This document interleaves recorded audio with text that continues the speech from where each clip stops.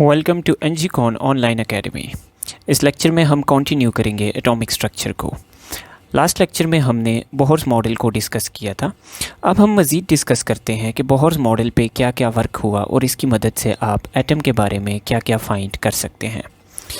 Now जब हमारे पास scientist ने एटॉमिक मॉडल देना स्टार्ट किए तो किसी भी एटॉमिक मॉडल के लिए कुछ चीज़ें एक्सप्लेन करना बड़ी ज़रूरी थी, जिसमें सबसे पहली चीज़ थी स्टेबिलिटी ऑफ एटम। तो for the time being Bohr के मॉडल ने स्टेबिलिटी ऑफ एटम को डिस्कस किया। देन हमारे पास नेक्स्ट चीज़ जो थी वो थी हमारे पास डिस्ट्रीब्यूशन ऑफ चार्जेस, यानी हमारे पास एटम्स में इलेक्ट्रॉन्स, प्रोटॉन्स और न्यूट्रॉन्स कहाँ पर मौजूद हैं। तो बोहर के मॉडल ने डिस्ट्रीब्यूशन ऑफ चार्जेस को भी for the time being successfully explain किया। देन नेक्स्ट चीज़ थी हमारे पास कि इलेक्ट्रॉन्स का न्यूक्लियस से डिस्टेंस कितना है, यानी शेल्स का रेडियस कितना है, जिन एनर्जी लेवल्स में शेल हैं उनका रेडियस कितना है। देन इलेक्ट्रॉन्स की एनर्जी क्या है, किस एनर्जी के साथ ये रिवॉल्व करते हैं। And then one of the most important things about the atom कि एटम का जो स्पेक्ट्रम है वो कैसे बनता है और हमारे पास क्या क्या चेंजेस इन्वॉल्व हैं जो कि एटम के स्पेक्ट्रम बनाने में किरदार अदा करती हैं। Now these were also very important things जिनकी एक्सप्लेनेशन ज़रूरी थी किसी भी एटॉमिक मॉडल के लिए। नाउ बोहर के मॉडल के ऊपर जब कैलकुलेशंस की गई तो एटम का रेडियस, एनर्जी और स्पेक्ट्रम तीनों को एक्सप्लेन किया गया।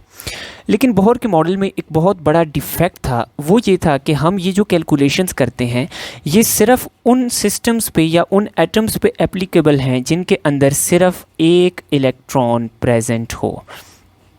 तो हमारी जितनी भी कैलकुलेशंस थी बोहर्स मॉडल के लिए वो वन इलेक्ट्रॉन सिस्टम्स के लिए थी। ना वन इलेक्ट्रॉन सिस्टम्स वो सिस्टम्स हैं जिनमें एक इलेक्ट्रॉन हो। फॉर एग्जांपल अगर मैं हाइड्रोजन एटम की बात करूं तो इसका एटॉमिक नंबर है 1, इसमें एक इलेक्ट्रॉन है। अगर हाइड्रोजन के बाद मैं हीलियम की बात करूं, इसका एटॉमिक नंबर है 2, इसमें 2 इलेक्ट्रॉन्स हैं। लेकिन अगर हीलियम को मैं कन्वर्ट कर देता हूं इनटू हीलियम 1+ तो ये 1 इलेक्ट्रॉन सिस्टम बन जाता है। तो इस पे भी बोहर की कैलकुलेशंस अप्लाई होती हैं। सिमिलरली हीलियम के बाद है लिथियम जिसका एटॉमिक नंबर है 3।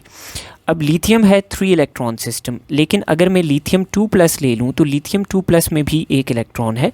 तो इस तरह के जितने भी आपके पास एटम्स या आयंस हैं जिनमें आपके पास 1 इलेक्ट्रॉन मौजूद है तो बोहर की जो कैलकुलेशंस हैं सिर्फ इन सिस्टम्स पे एप्लीकेबल हैं। अब अगर मैं किसी मल्टी इलेक्ट्रॉन सिस्टम की बात करूँ लाइक हीलियम का न्यूट्रल एटम जिसमें 2 इलेक्ट्रॉन्स हैं, तो बोहर का मॉडल इस एटम के रेडियस, एनर्जी या स्पेक्ट्रम को एक्सप्लेन नहीं कर सकता। तो ये एक बहुत बड़ा डिफेक्ट था in Bohr's atomic model.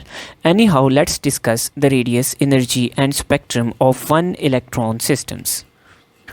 Now जब हम कैलकुलेशंस करके बोहर्स के रेडियस की डेरिवेशन करते हैं तो रेडियस की इक्वेशन आती है ε0 h² n² divided by pi m e z.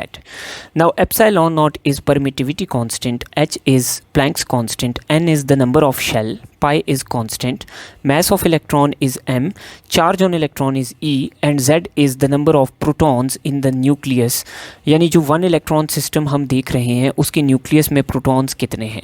So these are the parameters that are used in determining the radius.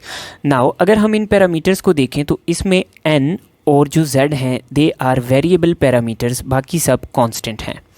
तो जब हम इन कांस्टेंट की वैल्यू डालते हैं तो हमारे पास फाइनल आंसर आता है 0.529 एंगस्ट्रॉम्स। सो 0.529 एंगस्ट्रॉम्स को हम मल्टीप्लाई करते हैं n² और डिवाइड करते हैं बाय एटॉमिक नंबर। सो ये हमारे पास रेडियस की इक्वेशन बन जाती है for any 1 electron system.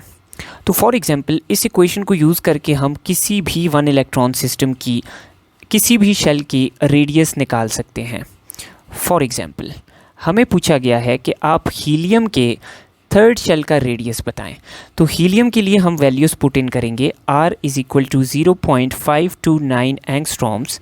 Shell 3rd shell है जिसका हमने रेडियस निकालना है, तो into 3² divided by atomic number of helium is 2।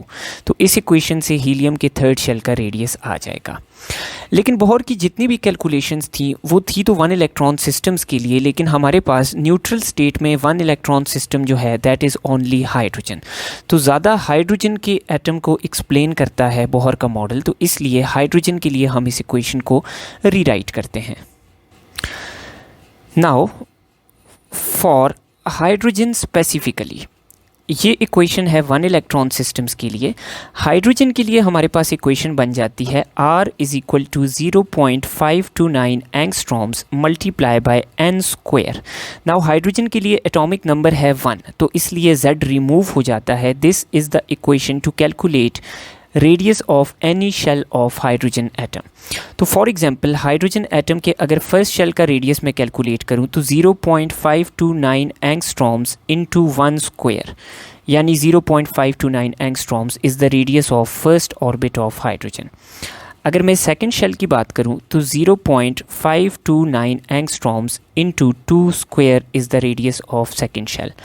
इसी तरह for third shell and so on, तो हमारे पास 0.529 angstroms into 3 square is the radius of third shell. तो किसी भी शेल का हम रेडियस हाइड्रोजन एटम या किसी वन इलेक्ट्रॉन सिस्टम के लिए कैलकुलेट कर सकते हैं using Bohr's model of atom.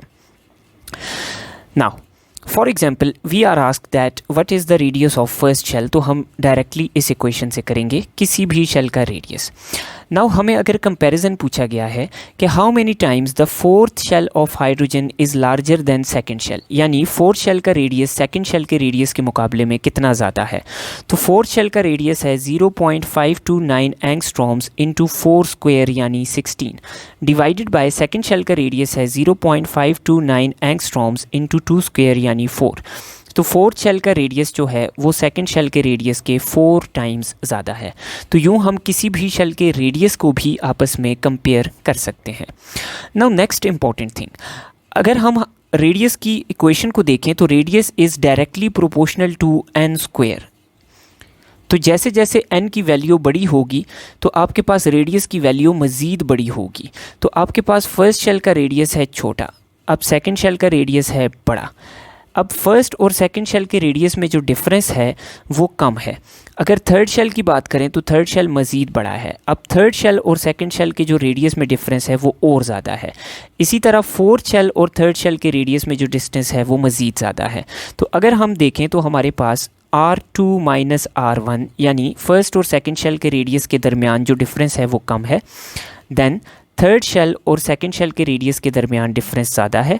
Then fourth shell और थर्ड शेल के दरमियान और ज़्यादा है। और इसी तरह जैसे जैसे हम दूर जाएंगे तो due to variation of R with n square हमारे पास the distance between successive shells goes on increasing.